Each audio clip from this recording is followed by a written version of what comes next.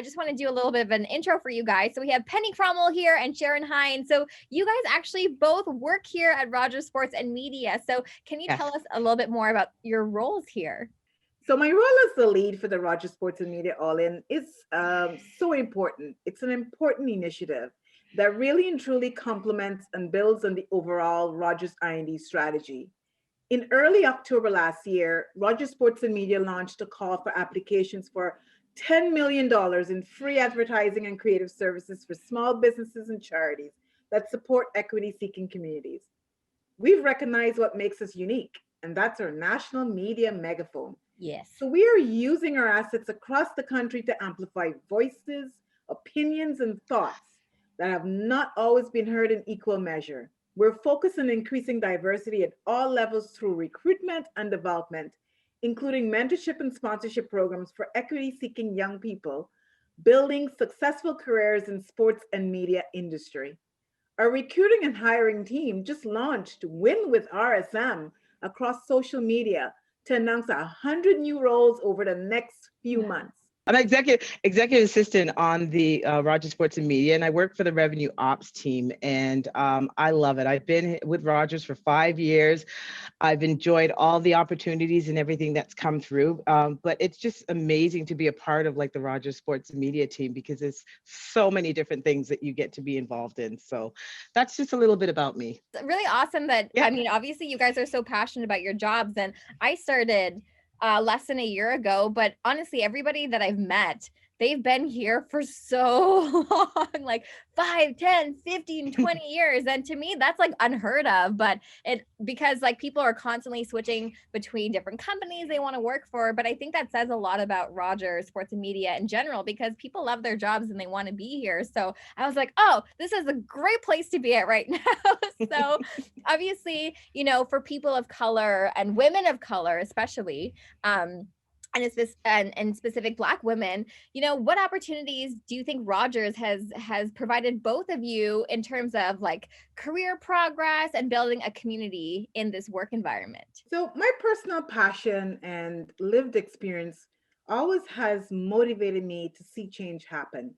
As a Black woman and often at the forefront of diversity teams, it's hard to unsee the effects of bias, discrimination, microaggressions, and exclusion in the workplace and on individuals.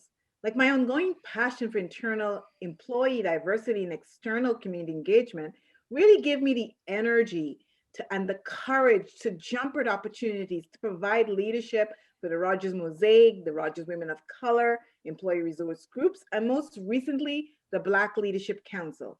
I decided a long time ago that in order to drive change, you need to be a part of that change. I'm known as a change maker within my professional networks. I know that's a double snaps. Yeah. So as I'm going to speak of as a Black woman, because that's what I am. So very passionate, very invested in the community, both internally and externally, and how Rogers provides us a platform, especially with Rogers Sports and Media. They give us the opportunity to share our voice. So I'm the regional chair for the Rogers Mosaic. I was formerly a member of ROC, Rogers Women of Color, and most recently as well, part of the Black Leadership Council. And I think it's very, very important that they give us a voice, give us an opportunity to hear what we have to say, because what we have to say literally transcends throughout the community, both internally and externally. We have partnerships across Canada, and Rogers is finally given us the opportunity to share our voice, to speak about what we want to do, to be a part of the change, and to continue to let our passion be our action. For such a big company to take it, to have that initiative and to have all these programs is so important. And obviously it's Black History Month, and these conversations and learning about all these different things that the company is doing is so important, but it shouldn't just be limited to the month of February, right? Like this is something that should be happening all year round, all the time. So from both of your experiences working in a corporate setting, what were some of the biggest roadblocks that you had to face career-wise and socially wise in a workplace setting? That's a great question. And there's been a lot of different, and I can go on and on with various examples. but there's one specifically that really still stands out for me. Code switching. At a previous employer, I was told that in order for me to fit in, I needed to become who they wanted to me. The dominant culture wanted me to be from 9 to 5 p.m. Then switched to my more authentic self when around friends and family. I just like to add, since working for Rogers Sports and Media, they've provided me with that safe space where I can truly be my true authentic self. As such, my passion and my creativity has doubled threefold. To me, that's crazy. Like, you're going into a workplace setting. They're like, you have to be a different person at work than you are at home. So what was your initial reaction to that like? And was it almost like demoralizing in the sense? Because you're like, what did you hire me for then if you want me to be a different person? Exactly. And that's kind of like how I felt. It was kind of like that whole muting, where you don't have that seat, and so in order it's that visible but invisibility. And in order to navigate that corporate politics and to navigate the culture, that's who I had to become. Literally. That's very interesting. Girl, don't suppress yourself. You show everybody who you are. You deserve to be you at all times of the day.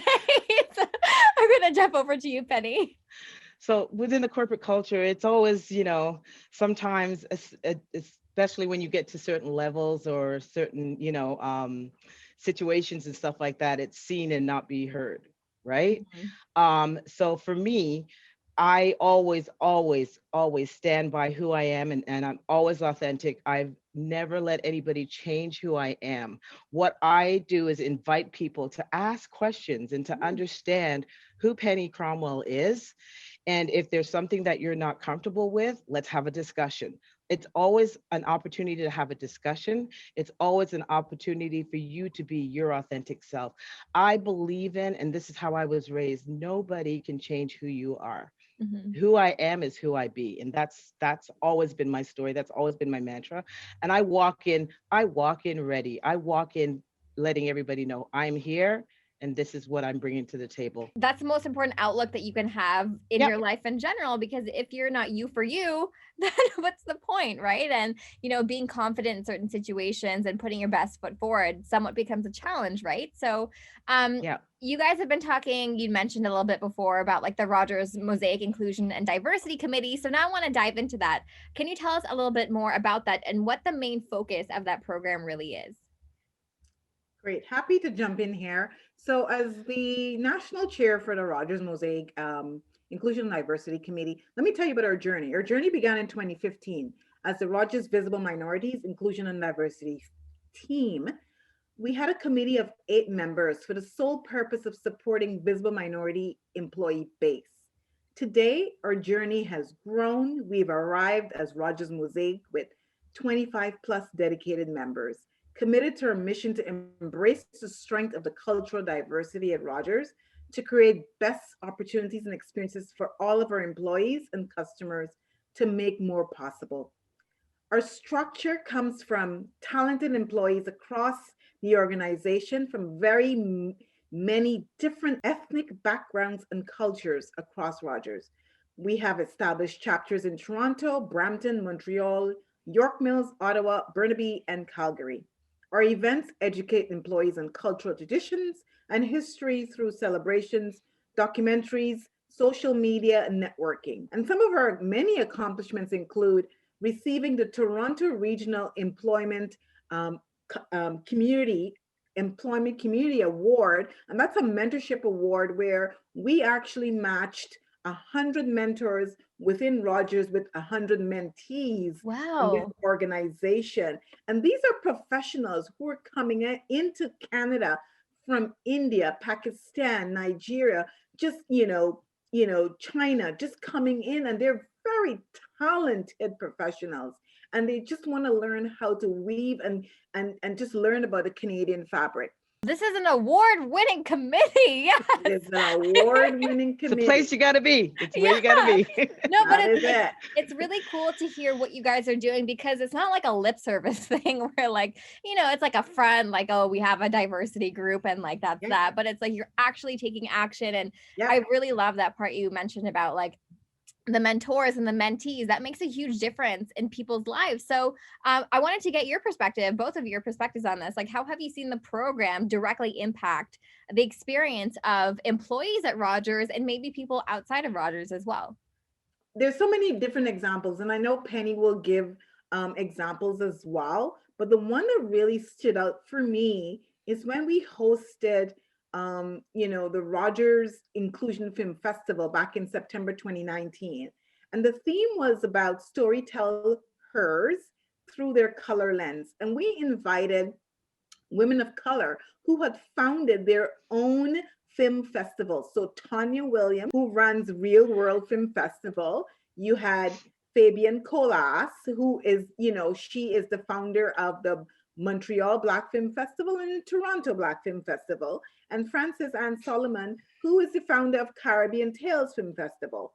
And so we had that internally when we were all internally and we could be next to each other.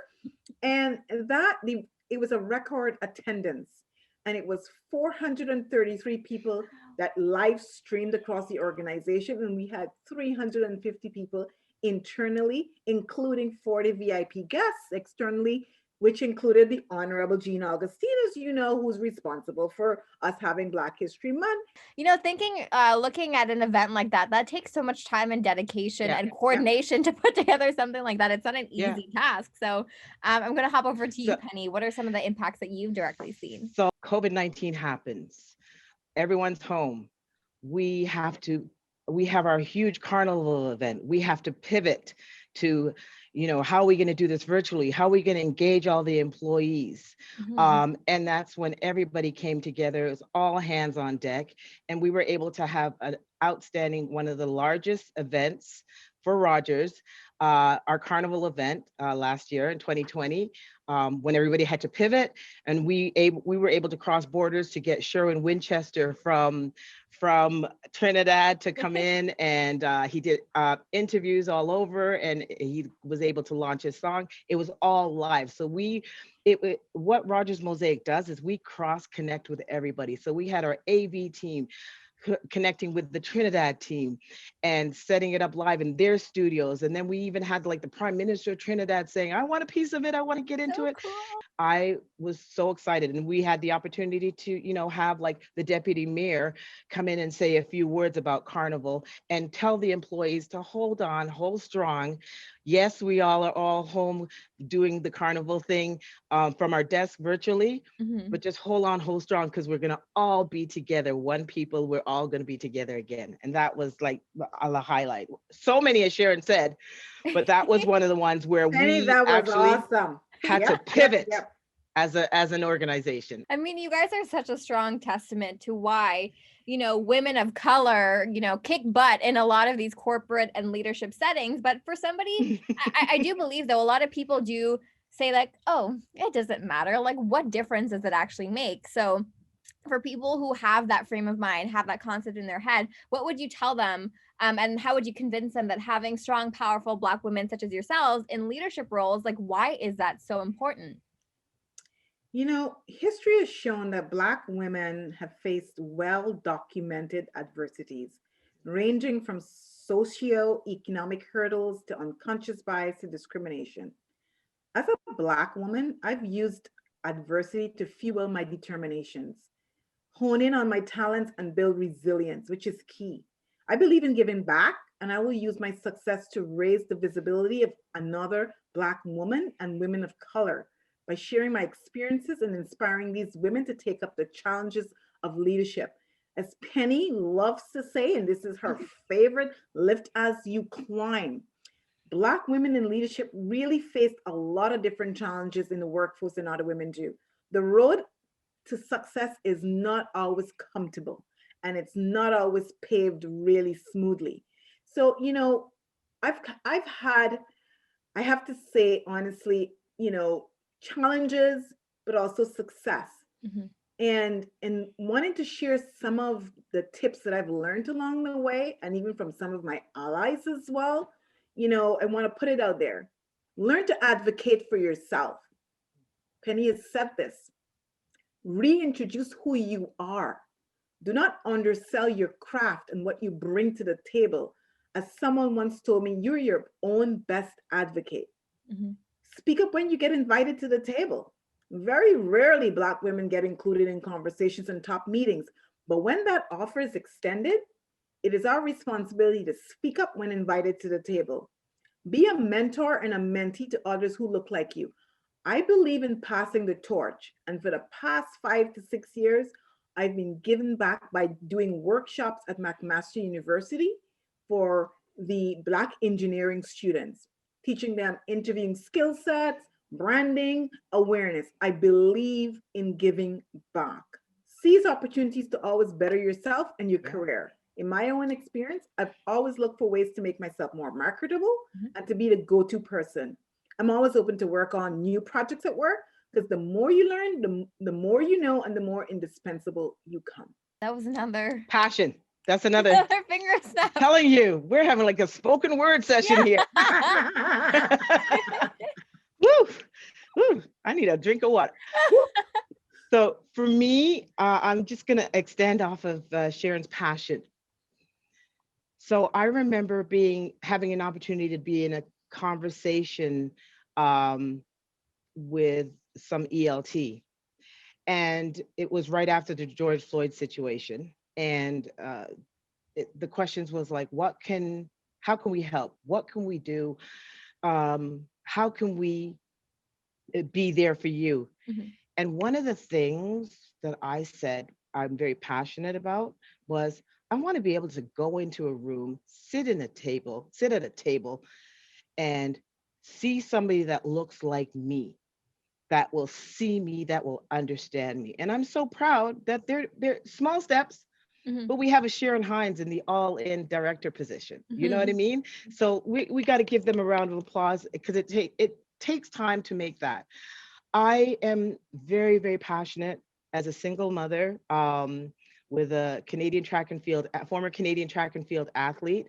Um, very passionate about you've got to hear my voice and got to lead by example, because I want my son to look out there to other Black women and know, hey, that could be my mom, that could be my sister, that could be my aunt, and we've got to respect and we got to listen. I think what is so important, Deepa, and thank you for asking this question, is respect is number one, Mm-hmm. right? And when we speak, we are speaking from levels of hearing it from the community because they always come to us. They always look to us for guidance, right? When we speak, listen. Mm-hmm. When we talk, hear us. When you see us, believe us, right? Um, Maya Angelou says, when you learn, teach, Mhm. right? Mm-hmm. Michelle Obama said, when you get through that door, put your hand back and bring them forward. I'm saying this to say, listen to Black women. We have voices, we have opinions, we've got struggles, we've got burdens, we've got joy, we got happiness. We have, most of all, and most important, we have passion. You know, obviously it's so super cool that you guys are supporting diversity within the workplace, but was it always like a goal of yours to support diversity, or was it more so like a mission or something that you found necessary when you actually immersed yourself in the workplace? This is what we live. This is what we breathe. Mm-hmm. This is what we walk, we talk. You can't just jump into something like inclusion and diversity. You have to live it. You have to breathe it.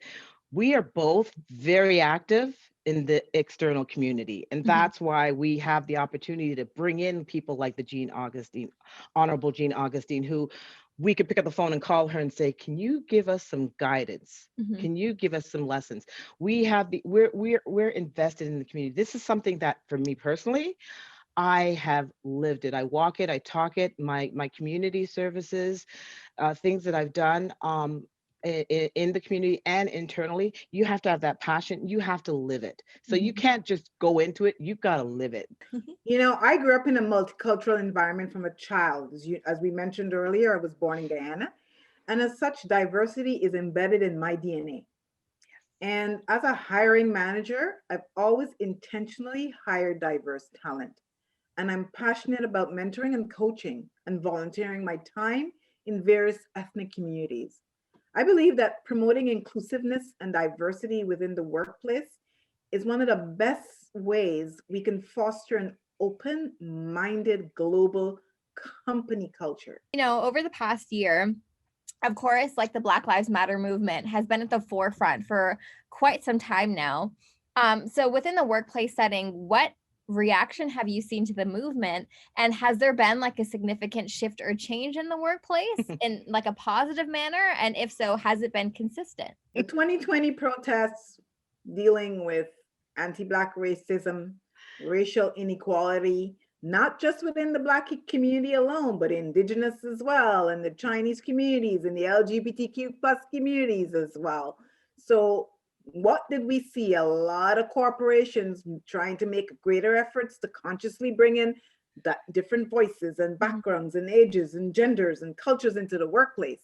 Wanting to make sure that everyone feel welcomed and they felt within their environments and teams. Personally, the murder of George Floyd really led me closer to even work with our colleagues on building inclusion at Rogers. When I look back and I think about when, our president for Rogers Sports and Media, Jordan Banks, reached out to myself and Naila Ahmad, who is the SVP for, today's shopping choice and also the IND chair, and said, how are you doing? And that propelled into other conversations, bringing in Penny and Sharon Hinds and, Marsha and you and, Combs and Savon and a lot of other people within the organizations. And we started Safe Talk sessions for Black employees, and then for allies, and then for all of the other ethnic groups. And to me, that was a movement. And that movement is continuing. We've got the first ever, Black Leadership Council. And, as a member of the BLC, I'm bringing those specific issues and barriers that Black employees and people of color face in the workplace, because this is the only way we can drive real change. And particularly supporting the commitment that Rogers made to the Black North Initiative. So for me, the change forward is a marathon. Mm-hmm. It's not a sprint. You got to take time. It's my goal to really and truly bring a holistic view across the teams that I belong to and represent to help Rogers overall take meaningful and actionable steps that truly support the communities where we live and work. You said something like, it's a marathon and it 100% is. And, I think slow and steady is, heading in the right direction. Obviously, we wish that it would be much faster pace and that people would just get it right away and be more open to these things. But slow and steady, and it's a marathon. But as long as you have your foot on the gas and you continue to do and push for, change, that's what's most important. I'd like to add to that too. I like how you said it, as long as you have your foot on the gas, but we also have to recognize that sometimes there's going to be breaks. Mm-hmm. You're going to have your foot on the gas, but there's going to be some time where there's breaks, because the whole world, everybody, especially after the George Floyd situation. So I'm so proud. Again, I got to shout out Jordan Banks and Sharon for pulling me into that conversation. And again, it goes back to listening and hearing what we are asking. So for me, it's like, if you ask me a question, I'm going to give you an honest answer. And if you're not prepared for that, then don't ask me the question. So for me, the question was, what can we do? How can I help you? As a mother of a single mother of a Black young man, that George Floyd situation hit me to the core. Mm-hmm. And it stirred up emotions in me, even though we've seen Tamar Rice, we've seen Breonna Taylor, we've seen Rodney King. It stirred up emotions in me, Deepa, that I didn't even know really existed, because what we have also been taught as Black people, Black women, Black people, is to suppress certain things, just kind of let it go, just kind of it gave me, and Rogers, having our Safe Talks, gave me the opportunity to finally breathe. I didn't realize I was holding my breath for a long time. Mm-hmm. And so the switch and the fast action, and Sharon Hinds says it all the time, I'm okay with your words, but I want to see action. Mm-hmm. we started to get action. We saw the safe talk sessions that were built. Sharon created the whole template for it. It was being pulled in to make sure that everything's included, everybody's included. And we saw it extend from safe talk sessions from Black people to LGBTQ to people with disabilities right across Rogers. And so for me, that showed that they were making a conscious effort to see me, because I always got to bring it back to me. Like if I'm not invested in it and Mhm, if I don't feel it, I won't believe it. mhm. They saw me, they heard me, they wanted to make a change, they wanted to be a part of the change. Now again, I'm going to close it with, yes, keep your foot on the gas, but every now and then there's going to be a break, Mhm. because we're all just learning. It's a new behavior for all of us. That's a good perspective. I actually never thought about it that way, but half of this is introspective and like stepping back, like you said, and just thinking about everything and internalizing what's happening. And that's so Yeah. important instead of just moving at a fast pace at all times. But guys, thank you so much for that conversation. I really enjoyed that, and I feel like I actually learned a lot more about what Rogers Sports and Media is doing. And you gave so much insight, and I love to hear your story. So thank you so much for your time.